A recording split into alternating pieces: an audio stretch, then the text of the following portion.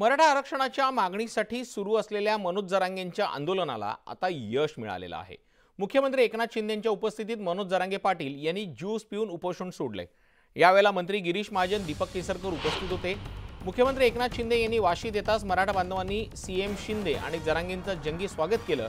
यावेळेला सीएम शिंदे आणि जरांगेंनी छत्रपती शिवाजी महाराजांच्या पुतळ्याला पुष्पहार अर्पण करत अभिवादन केलं। त्यानंतर मुख्यमंत्री शिंदेंनी मनोज जरांगेंना अध्यादेश प्रदान केला।